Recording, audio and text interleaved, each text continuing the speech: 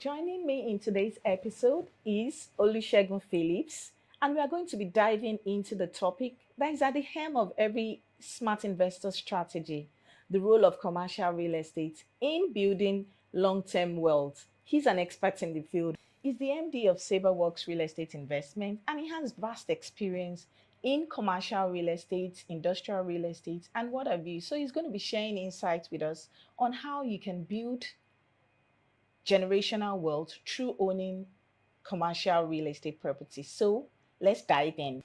Thank you very much. I'd like to also say that I have had my first foray in finances. I've been an ex-banker. I've done about 19 years in the finance industry before I delved into the real estate climb. And I dare say commercial real estate has been premium as well as ways to create generational wealth. That's right. Thank you. So if you're looking to understand how commercial real estate works, this is a conversation you don't want to miss. So let's dive in. Mr. Olusegun, why is commercial real estate considered a key driver in building transgenerational wealth? Okay, it's simple as can be.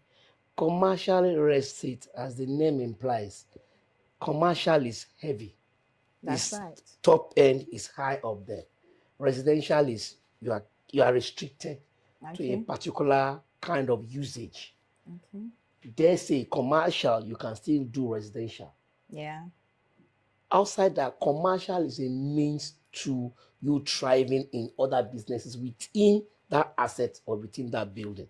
Okay. But there are certain factors that you need to look into and need to appreciate when you do commercial. Commercial real estate, first of all, gives you capital appreciation for the property or the asset which you have acquired.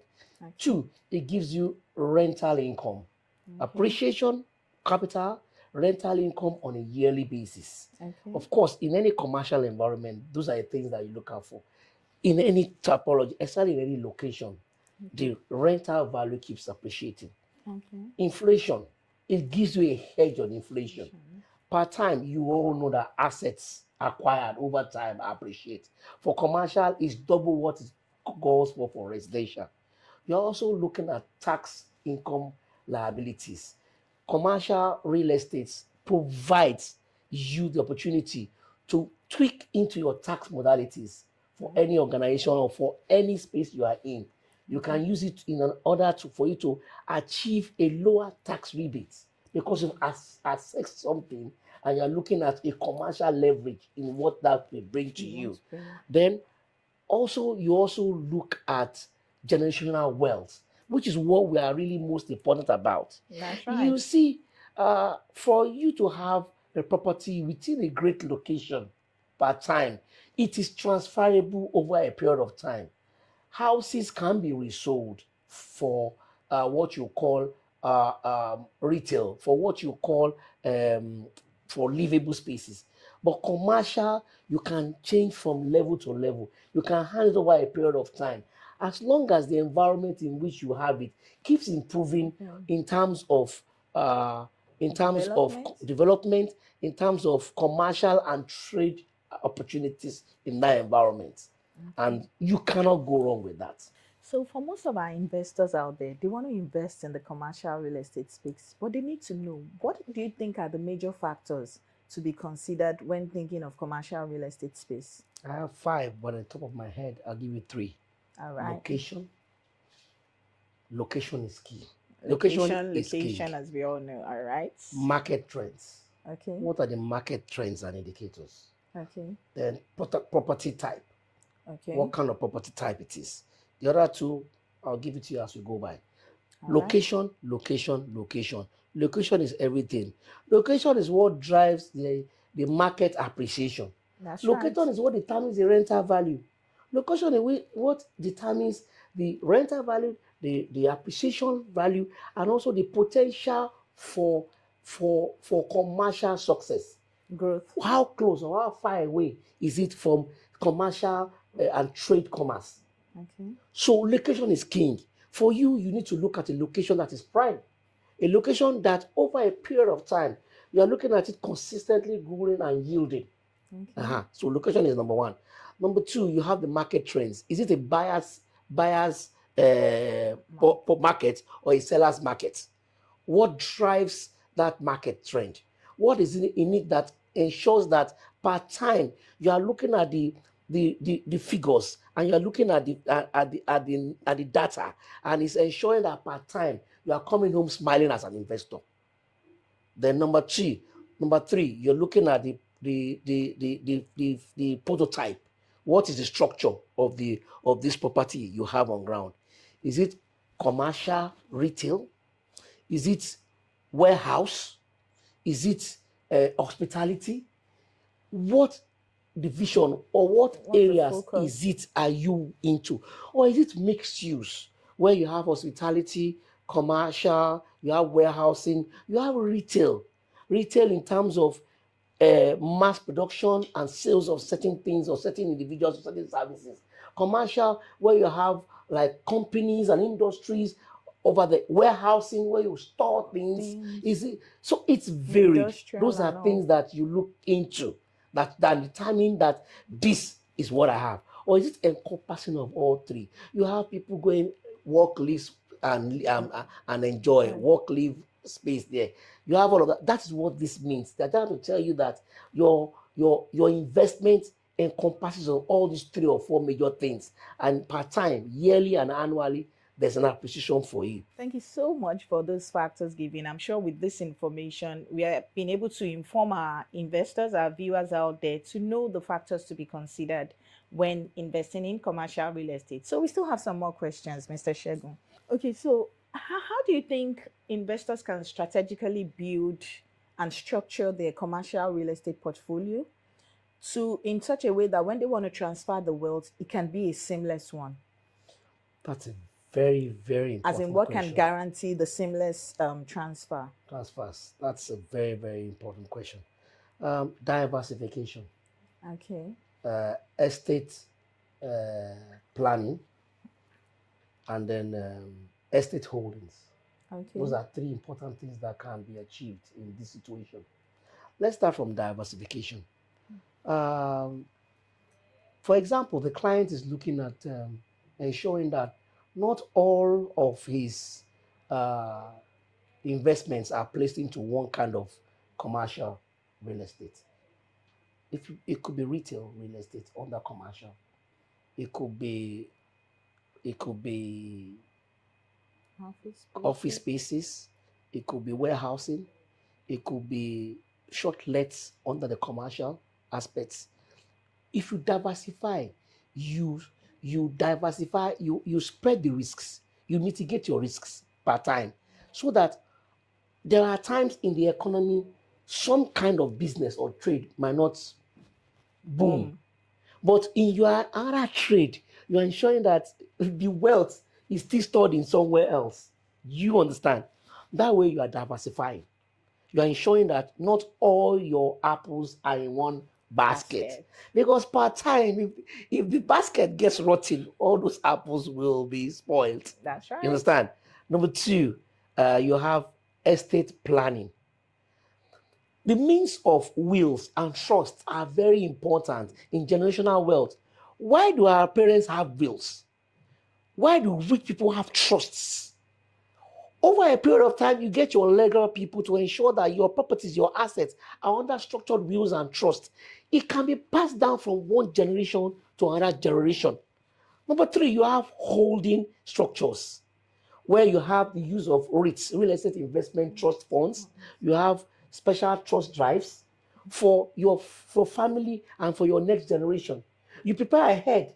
Those are the kind of channels or the kind of modules that help you conserve your wealth. Where at the end of the year, those experts, those specialists ensure that part time your wealth is working for you, either commercial wise in terms of capital appreciation or in terms of rental value. The interest feeds into what you do, and over time, it creates a transgenerational wealth output. The last one, which is also very common in our climb here, is long-term lease agreements. Instead of doing a 1 year rental fee, you get people who do like 4, 5, 6, 10 year rental, and then that appreciates for you, gets into your pocket for you to invest, and it also is an inflow for the next generation and the next generation also after is the simplest one, but then again it just scratches it's just something that you've not scratched the entire body, you are just putting nip on the board. So these are things that will help you ensure that your commercial real estate space provides you transgenerational wealth. And it makes this seamless one. Thank you so Thank much. you. I mean, of all the ones you mentioned, what really caught my attention, which is our forte, is the shortlets, because I love the per second billing. I love the fact that investors can invest and then, they get Wow. to earn money on a daily basis. Oh He has yes, talked about the warehouse. it's exciting when you see alerts coming to I'm your phone telling part you, on a time. daily It's basis, exciting. it makes building transgenerational wealth easy peasy. Oh Thank you so yes. much. So we still have some more questions You're welcome. before Shoot. we wrap it up. I'm Yeah. excited to answer. All right. So I understand that there are so many challenges in every industry we find ourselves. But before you can talk about what the challenges are, we need to understand where you're coming from. We need to know how much of experience you have in the field. So, Mr. Phillips, I'd like to know, right? I need you to share a bit of your experience for us in the field before you take the next question, which is what are the challenges you feel people would face in acquiring commercial real estate space and how can it be mitigated? Oh, a lot of challenges, but I'll go to your first question or your partial question. How long have I been in the industry for me to have been able to be saying all of these things with so much emphasis? Well, I've been in the industry for 14 years right now. I did 16 years in banking and then 14 years in real estate so far. So my forte in the financial industry has helped me have a broader overview as to what commercial real estate entitles and what it actually means. Commercial real estate is a vehicle to wealth creation. That's right. And basically, that's where our forte is in. So, with our years of experience in 16 in banking and financial institutions and 13 in real estate, I have That's 29 I years. have a reasonable humble background in financial mitigations, financial I'm real sitting with estate the right person. portfolio management. And for us, commercial real estate is the plug for us. Thank you very Yes, much. I do see So, you're speaking to the right back to person. my All question. right. What are the challenges? What are the common challenges investors would experience and how can it be mitigated? That question is very important. In any climb or in any investment or in any organization, in anything you venture into, there has to be challenges. So number one for this is market volatility. You part time there's a trend that at one time or the other the demand or the supply for a particular stretch of real estate property can either increase or decrease per time. You could look at sometimes where some environments can be high end suddenly and in the future go low end. So for this market volatility, you need to guide against it. The best way you can do that is to ensure you look for prime locations for commercial real estate. Prime locations will determine and ensure that the level of recession that might come is minimal, is something you can contain. So the best thing to look for that is ensure that there is prime location. You ensure that the location you put your assets or your finance in is consistently growing. And the only way you can do that is to look at the track record. Look at the last 10 years before that time. How has it developed The and growth. how has it appreciated? With that, you know that there is a track record and you can put your money in this part time. The second point I would like to emphasize there is high entry requirements in terms of funding. You want to buy an asset, a commercial asset, you should know that it comes at a higher level of finance. That's You right. understand? So because you're not just assessing it for yourself, you are assessing it for transgenerational wealth. You are trying to ensure that the next generation after you is able to ensure that they also get something out of this. So the entry barrier, financial entry barrier is high. So to mitigate this, you do a better research in ensuring you go into real estate investment trust bonds. Okay. You look for joint ventures. What is a joint venture? What is a REIT? A REIT is a pool of funds where one, two, 300 people come in put in a specific amount of money and pull the fund together to acquire commercial real estate space. One, joint ventures, where the developer or the construction firm is looking at developing, you partner with them, there's a land given somewhere, and they develop, and there's a share ritual attached to this. Yes. You understand? Then also, if you are sure of the mathematics of the data and of the successive capital and rental appreciation, you could seek a financial loan or credit from a financial institution. Institution. These are things you need to look at. These two things are very key. So, and number four, you would look at financial feasibility. When you are going into acquiring a commercial property, what are the financial feasibilities around it? What are the interest rates that you will get from the bank? Or what are the proposed interest rates, the cost of funds in which you used to acquire it? What are the cascaded interest rate, the future interest rates in that environment?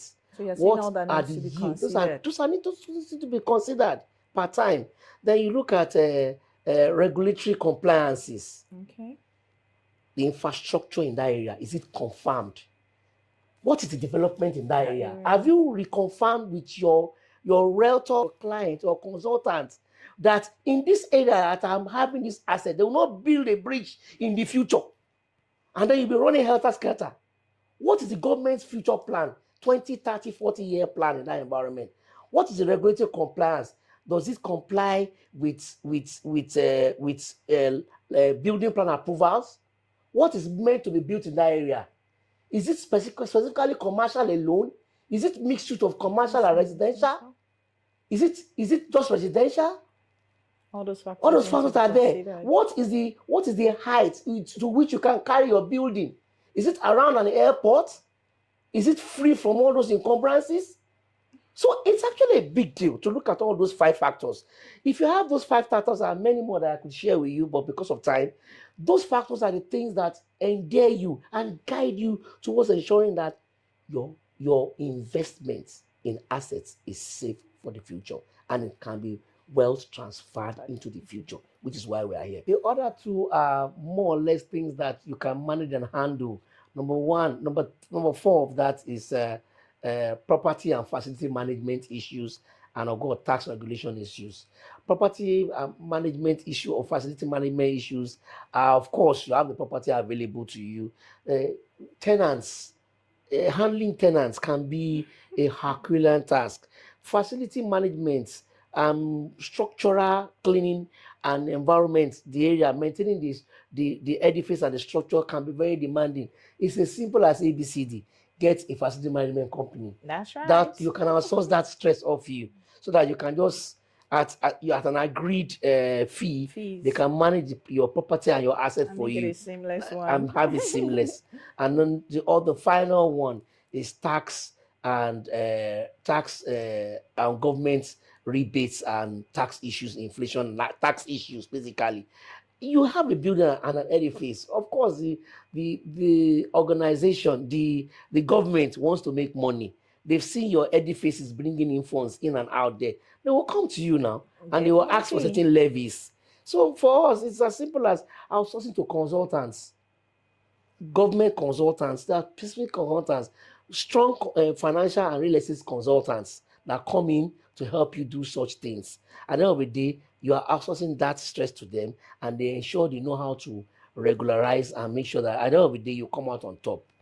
Those are the key things that we also need to look at. Thank you. Thank you so much for breaking that down, at least for our viewers. Oh Thank yes, you. So we have a final it's question. looking complicated, but actually it's not complicated. That's the way to go. The fact remains that for things like that, if you don't know your way around it, employ consultants, The right set the of right set people of so people that they to can take make you it a through. seamless one You for know, you. you know what they say in our local parlance: follow who no road. Follow who no road. That's an African proverb Yeah. everyone should go by. All right. True. All right. So for we understand that there are different kind of investors. Some focus on the residential real estate space, but for the purpose of our first time commercial investors, what strategies do you think they can adopt for success in exploring the space? Number one, start small, scale up, Start small, scale scale up. up. Look at Good. the easier, less complicated as investments you want to go into or you want to put your money into. Okay. Rental spaces, commercial rental spaces, structure warehouses. Okay. They're small. They're not too complicated. Go into those. Go into retail, and then as you go, leverage on that. That's the Okay. first thing that you can do. You just ensure that you look at that a year and 2 years, you are encouraged, you pick up the Pop. next one. Okay. Also, look at, if you've seen that starting slow, go around, look at premium environments. Just like I said, location, location, Location, location. location. Look at a premium environment, mainland island, wherever, that is selling and put those funds in there. That's what you should look at. Number two, leverage on expert advice. Look for the experts and the consultants, the legal experts, the financial experts, and also the real estate experts. These Okay. people, with their guidance, you can't go wrong. If you have funds in coupled in somewhere, go and search for those people. Those are the ones that will pinpoint you to where a reputable developer is, a reputable investor or co-partner is in. That way you can't go wrong. Because funds are key. You worked hard for your money, you've worked hard for your finance. It's now time for your finance to work for you. And that's what we all pray for. The other things we'd like to speak about is your focus on the cash flow. Focus on the cash flow. Part time, you should understand that consistently, you need to understand that cash flow is king. For any investment you put your money in, you ensure that whatever it's giving you, the cash flow is consistent part time. And then finally, due diligence. It cannot be Due diligence overemphasized. cannot be overemphasized. The legal documents before you invest, check. The tenancy conditions and agreement before you invest, check. Tick it off. The financial scaling up, the return on investments for that property before you invest, check Check. it. Those are your due diligence that you have to do. It's not that about legal documents alone. What is the plan of the government 20, 30, 40 years Long time. on that property, on that environment? Check. Once all those things are done, all of this will help you in building firm, reliable, transgenerational wealth. Thank you very much. So, on a final note, Mr. Shegun, being an expert in the field, I'd like you to just tell us two of your products that speaks to this commercial real estate you're talking about. I know that the governor's place has been like every investor's delight. I have a lot of questions about, I mean, why should we invest in the governor's place? And I have you here, the brain behind it. I want you to tell our viewers briefly about the governor's place and towing streets All right, so I'm excited to talk about the Grosvenor's place, because and it's a new baby in it's town. a new baby, and the Grosvenor's place is it's in between the commercial hub of Computer Village and also the retail hub of Computer Village and the commercial hub of Ikeja itself towards Okabi Island Avenue. I'm excited to tell you that we started selling at 2 million naira per square meter about less than a year ago, and now we're selling at 3.5 million naira per square meter, and we've just reached first floor. I'm excited to tell you that by the time we're on second or third floor, we will be moving the prices up, and this is a time for the investor to key in now while, as we say in our local balance, as they hot. You The best understand? time to buy it Right now. now. So, and of course, we thought I told you in the past, the commercial real estate edifice is for retail malls and it's for office spaces. It encompasses everything that we spoke about doing your checks. Government approval, check. What's it called? Government plans, Documentation, and documentations, check. The return on investments, check.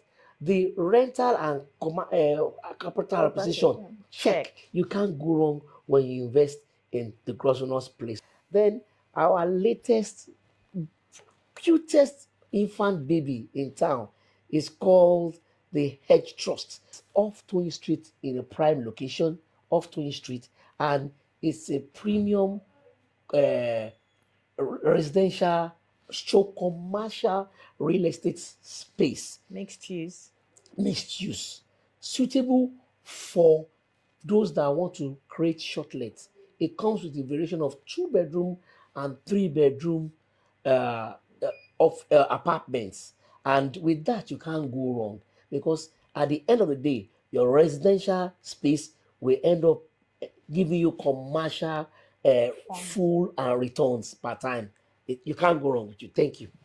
Thank you very much. Wow, wow, wow. What an insightful session with Mr. Olusegun Phillips. Thank you so much. He You're has welcome. broken it down You're for welcome. people, first time investors, investors that want to increase their portfolio in the commercial real estate. He has broken it down, everything you need to know on why you need to invest, the challenges, how to mitigate, the successes in building transgenerational wealth. Thank you so much, You're Mr. welcome. Olusegun. Thank you very much. Feel free at any point in time when you want to come over again. We are here for you. Always, always. Let's share Thank you. more. So here's the big question for you. Are you thinking long-term investment or you're missing out on building wealth that can outlive you? So if this episode sparks something in you, don't just watch it. Share, like, pass on to the next person, and most importantly, take action now, now, now. Ready to make your next move in the commercial real estate space? Reach out and let's build your own legacy together. Let's build a transgenerational wealth together. Until next time, remember, it's not about owning your property, but it's about building your future. Let's do this together. See you next time in the next episode of Unlock the Keys to Transgenerational Wealth. I remain Ariela Tinishi, your property consultant. Thank you and bye bye.